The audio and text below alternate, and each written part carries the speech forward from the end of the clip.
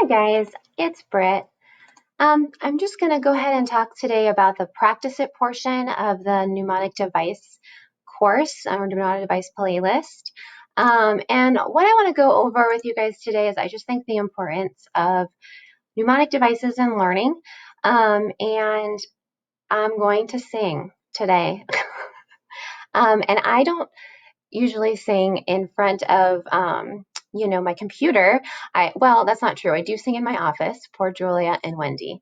But I normally sing with my students, with my own children, and very loudly in the car. So I love to sing. It doesn't mean I can sing. It just means I love to sing.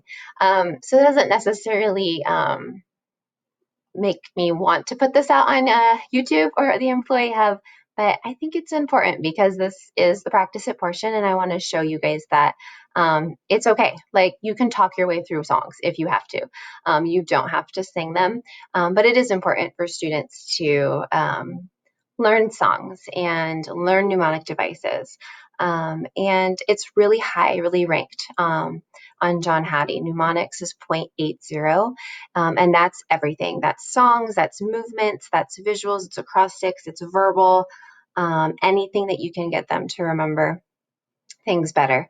And so I started singing with my students when I was teaching junior AP. So they would do a lot of timed essays when I was teaching with junior AP, and they would always cite the titles of their sources incorrectly, and it would drive me crazy.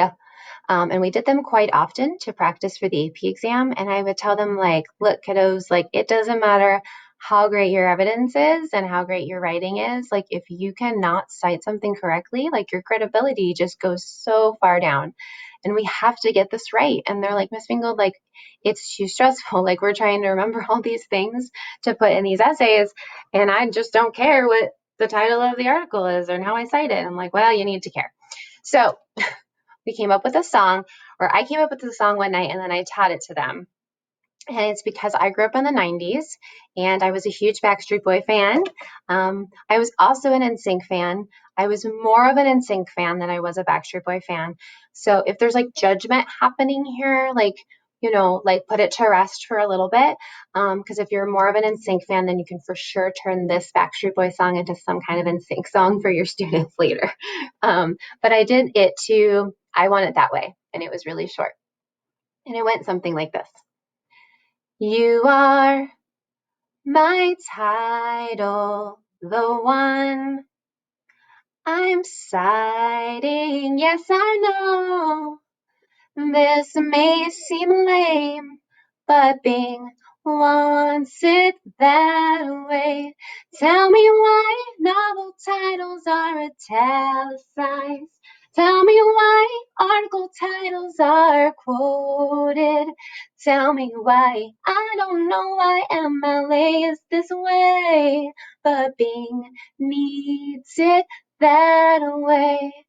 Yes, Bing wants it that way.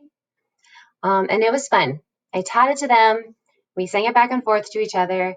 They did it. They were shy at first, but then they started to really get into it.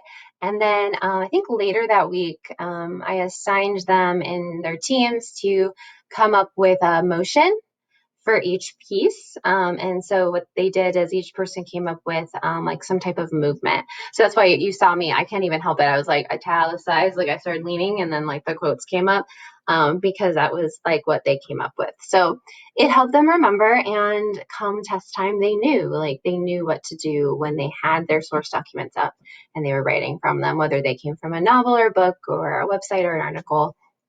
And we just kind of added to it throughout the year. So there's just fun things like that. Another mnemonic device that I used every day, I think, teaching English was toes. And this was like a hybrid Julia, myself thing. Our students used to call us Bengalsi. So this is a Bengalsi thing. I don't remember who came up with it. So toes, each letter stands for types of evidentiary support. And so what are your toes? If you don't have good toes, your argument won't have anything to stand on. Your argument will be rocky, just like if you didn't have toes on your feet, it would be really, really hard to stand. And so that clicked with them and they got that. And when they would get a prompt and they didn't have sources, for example, and they just had to write off the top of their head, Julia, I know, came up with this, and then I used it. It was lovers of chocolate probably seems pretty happy. And the L in lovers stood for literature. The C and the H in chocolate stood for current events and history. Probably that P stood for pop culture, right? Seemed was social observations that they had made. The last P was pretty, and it would be for a personal experience they could add to their argument. And then happy, the H was Miss Bingled and Miss Celsi would be very happy if you didn't use any hypothetical situations when you're trying to prove a concrete point. So lovers of chocolate seems pretty happy. Toes. So those are just some of the types of mnemonic devices that I used and we used when we were teaching our students. And boy, do I still have students contacting me in college and being like, I know there's one more toe and here's what I have. And I can't remember what the other one is, but I need it for an essay. And I'll be like, it's pop culture. They're like, yes, it's pop culture. That's what I needed. And then that's the end of that Facebook message. But you know what? I'm glad they're still using it and it makes me super happy. Okay, so what you're seeing on the screen behind me is it says welcome to PD and it's to the tune of Shut Up and Dance With Me from Walk the Moon. And this is a welcome song. So you can have like welcome songs, transition songs, content songs. And this is a slide that I'm going to give you guys from my Managing the Class Through Immediacy. So if that's something that's interesting to you about using mnemonics and using loose parts and different ways to bring creativity into your class to keep it novel and to keep it going quickly, look for that next fall. So this is a welcome song that we came up with on the way home from one of the Get Your Teach On conference. And I think it's pretty fun. I'm going to go ahead and sing it to you. And then I have linked the instrumental version in the PDFs. So you can have those so you're not trying to like sing over the singers. This one's a little hard because you have to kind of know when to come in. So I'm going to do my best. Okay. And hopefully you can hear the music. So let me play it.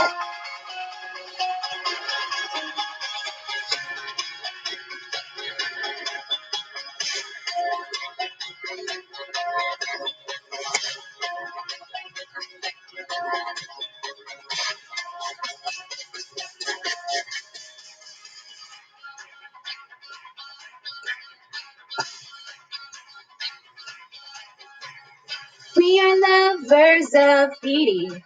The strategies, teaching tools, John Hattie. You bring your joy and your energy. Oh, we are bound to be inspired, bound to get inspired. You teach those kids. We don't know how you do it, but you teach those kids and they learn. So don't you dare side chat. Just keep your eyes on me. I said no holding back. Has to stand up and learn with me. This career is your destiny. I said, ooh, ooh, stand up and learn with me. Ooh, that is the tone that I'm not great at. But that's a welcome song, so that's kind of fun. And think about how you could change some of that out. We're lovers of learning, right? And you could switch out each thing for something that they're learning right now, and you could sing it to them on their first WebEx and say, okay, I came up with this song for us to welcome us today, or you can talk them through it if you don't want to sing it. But they will love to see you vulnerable. They'll love to see something fun and creative. Like, I am tone deaf, but guys, like my students did not care. Like they were like, wow, she's up here like singing, like we can do it too. So maybe do that to introduce and then assign them something like, okay, here's the topic for this week. And think of a mnemonic device that will help all of us remember it, whether that's a song, whether that's an acrostic, whether that's just something simple off of a nursery rhyme. I mean, I still remember like please excuse my dear Aunt Sally. Like I just, for math, I just like there's things that I think stick with us. And let's have some fun while we're in this remote learning environment and see what they can come up with, and some of them can even the next week create movements. And by the end, like you could have a whole WebEx meeting of everyone like basically singing and dancing to this song about content. So that moves me to the space song. So this is a content song that I got from Wade King. So if you guys want to look up Wade King, he's part of the Get Your Teach On. And he wrote the lyrics to the song. And this one's super hard. Like it took a lot of practice, I'm not going to lie. But it's good. It's a content song and it's super fun for the students to learn. And this might be a great example of kind of like when you give them a topic or content to show them. Sorry, I'm just looking up the music because I can't play the music from my, that's a tip. You can't play music on your computer while you're screencastifying. They'll hear you, but they won't hear the music. And that's a little embarrassing. So you have to play it on your phone. Okay, so Runaway Baby instrumental. And I've also linked Runaway Baby instrumental. It's by Bruno Mars. Okay, again, finding songs of like people that they really like is kind of a good idea too. So this one's super fast and just like wish me luck. Okay, here we go. Space song.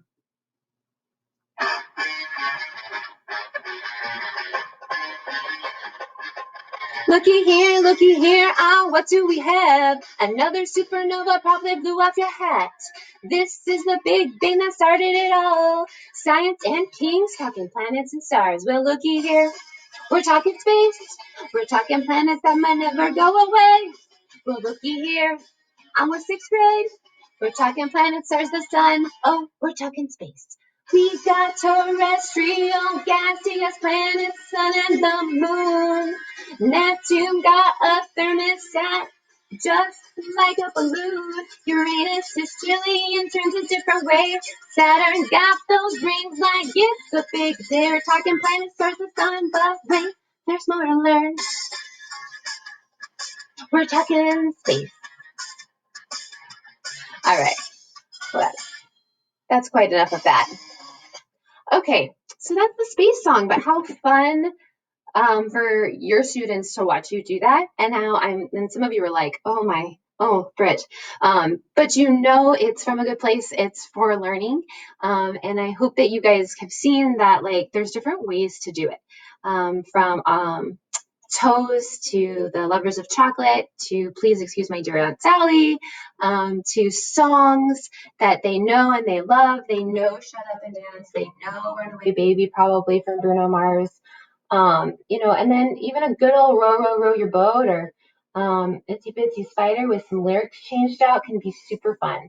So this is the practice it portion, and I hope that you practice it. I hope you try to come up with some type of mnemonic device for your students this week, maybe in your welcome video or in a WebEx meeting to try to help them remember what they're learning right now. Because right now, their learning is the star and their grades are not. And I think this is a great way to emphasize that for sure. So thank you for listening to me sing. If you made it through this whole thing without, me just piercing your eardrums, congratulations. And again, you guys are doing so amazing. Keep it up. I know it's stressful.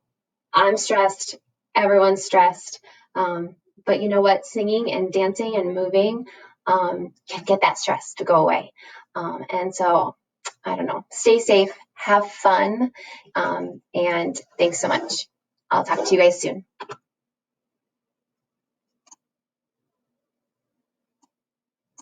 If I can find the button to stop the recording. Here it is. Okay. Bye, guys.